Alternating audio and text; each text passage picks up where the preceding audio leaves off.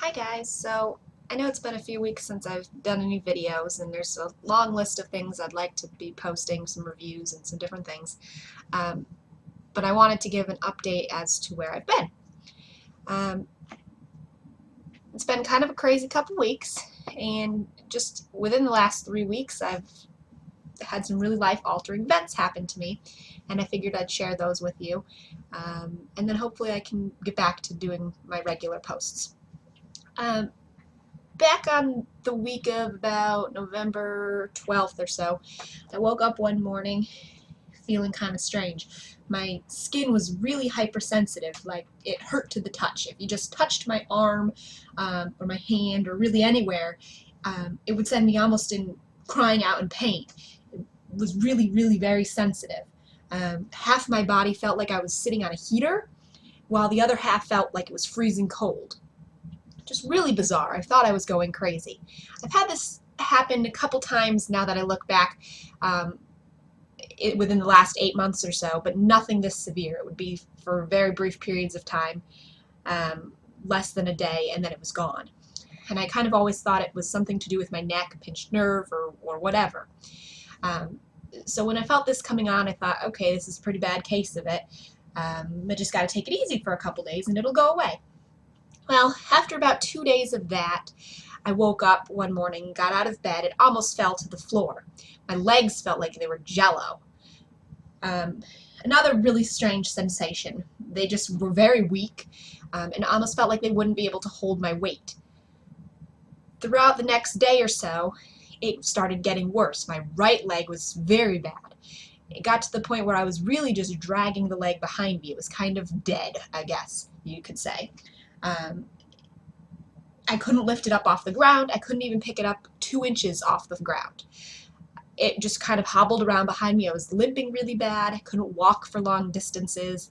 I had trouble carrying my daughter because I was too afraid I was going to fall and drop her. Um, and during that time, about the second day of this weakness in my leg, my right arm started to go numb. My skin was still pretty hypersensitive in different areas. But my fingers started to act up. My right arm started to go almost as dead as my leg. I could move the arm, but my fingers were very strange. I couldn't bend them too well. By Friday, my fingers were kind of like this. My fingers were like hooked. If I was telling my body straighten your fingers, this is how straight they would be. Couldn't do anything with them. Extremely numb and just really kind of scary. So on that Friday, I went to my chiropractor thinking it's a pinched nerve, somebody's got to fix it. And he told me, not a pinched nerve. And if it is, we really need an MRI so we could see where it is.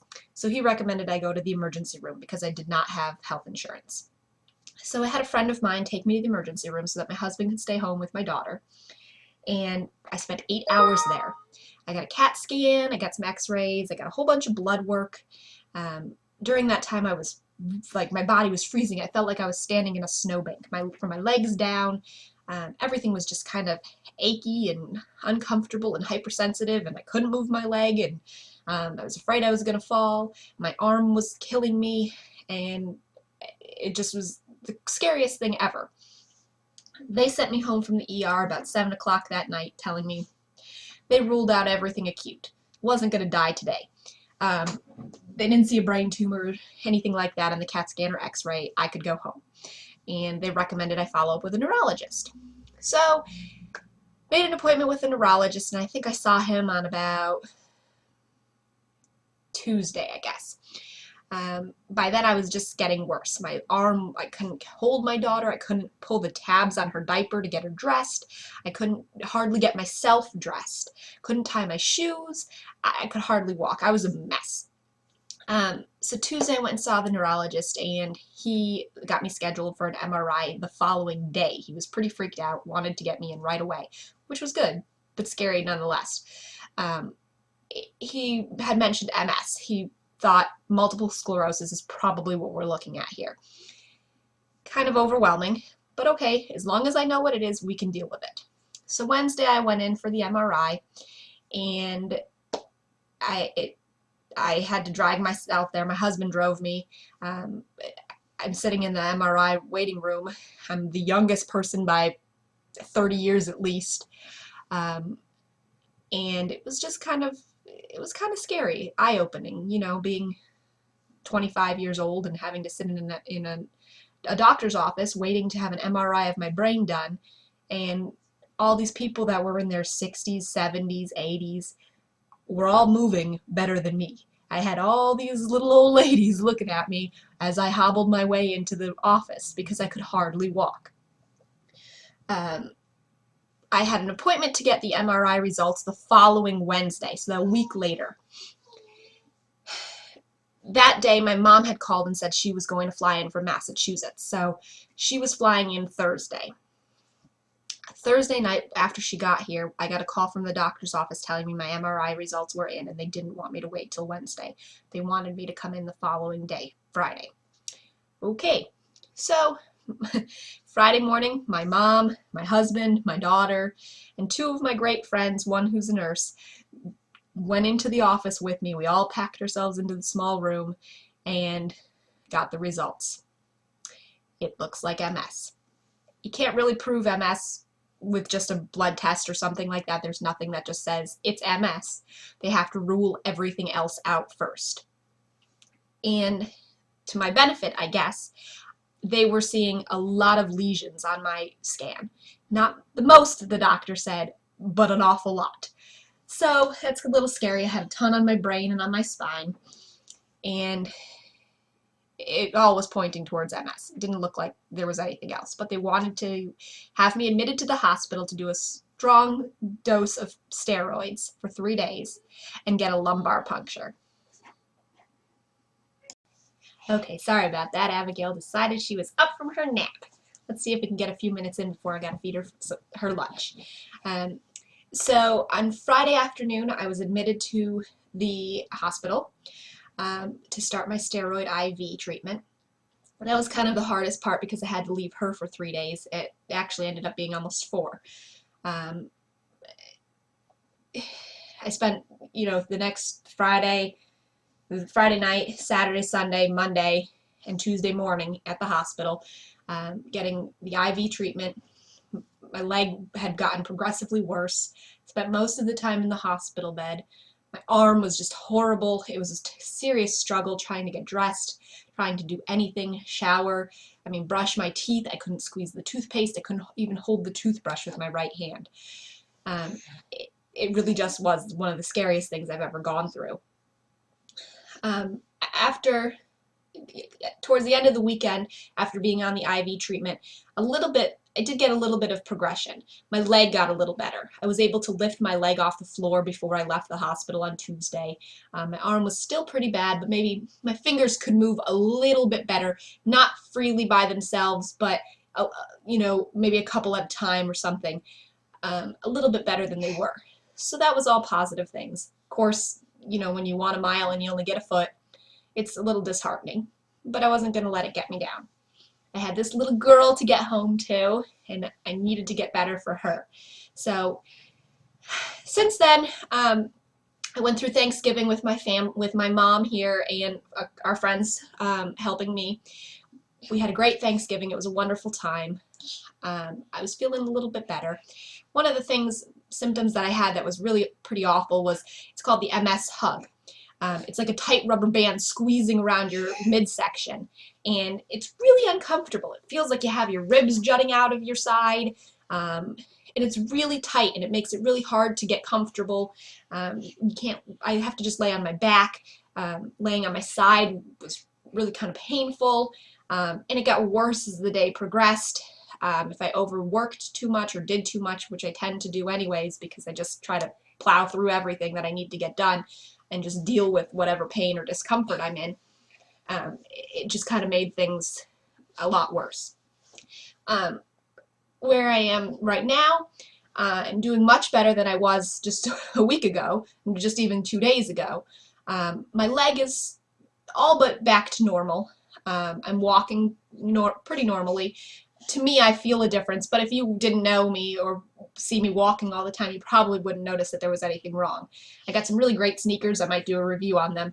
That really, as soon as I put them on, they just helped me walk so much better. My hand, I can move my fingers, and that's great. I have finger strength back in them, but both my hands are completely numb. The fingers and everything is so numb, and that makes things you wouldn't realize really difficult. It's difficult to type. A lot of times I may not realize that I'm hitting a key, and I am. It makes things like they're not coordinated. Scratching my face or whatever is just, it's awkward. I'm doing better at getting my daughter dressed. I can hold her more. Don't hold her for too long because my arms get really tired. They get very fatigued. Using a mouse, I've had to start using my left hand with the mouse instead of my right because my left is a little better than the right. And from that, my arm gets really tired and worn out. And it's really difficult to do a lot of things, especially because I own my own print shop.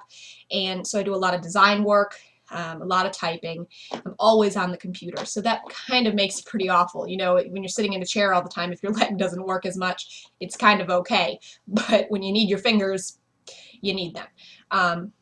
So that's a little discouraging, but the doctor says it may still get better. I'm still got about 3 days left on my prednisone that I have from at home. And after that, I'm going to be ending up getting injectable medicine that I have to give myself a shot every single day for the rest of my life. It's kind of a little scary, but I'm trying really hard not to get down with this and just trying to keep up my spirits. And it's not something I ever anticipated getting or having, but it's not going to rule my life, and it's just going to be a part of it. And I fully plan on doing everything that I want to do with my life and being able to be the best mom that I can be for Abigail without letting it get me down. Right? If you don't know what multiple sclerosis is, you can check out my blog. I've been doing a lot of blogging on it. And what it is it's an autoimmune disease where my immune system attacks the myelin sheath, which is the coating around your nerves, your central nervous system, your spinal cord, your brain, and it starts creating lesions in that sheath, which attributes for your numbness, maybe some loss of vision, slurred speech, all different kinds of symptoms. And the steroids help to repair that damage, and then the injections help to slow down the progression. It's not something I'll ever be able to get rid of. It's not something that'll ever be fully gone or cured. I could go months or years without another flare-up, which is what I'm hoping for, but nobody ever knows when or how severe your next flare-up is going to be. It could be simple, like a migraine, maybe just one numb foot. It could get much worse. There are many people who live decades and decades without having it affect them severely. Other people end up being wheelchair bound.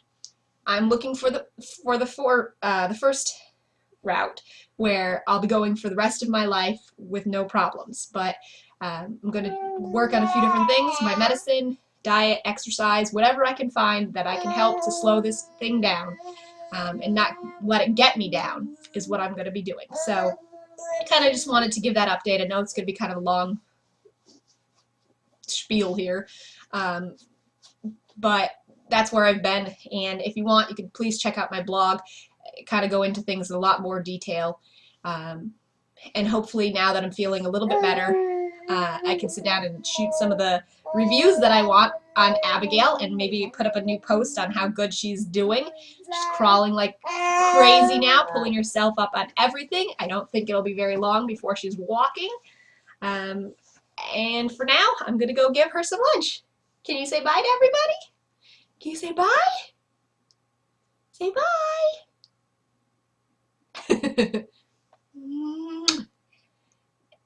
So thanks for sticking by, and thanks all my friends and family for all your warm wishes and prayers and thoughts. We're getting there. Check out the blog, see what you think. If you have any questions, let me know. I'll see if I can answer them. Thanks, guys.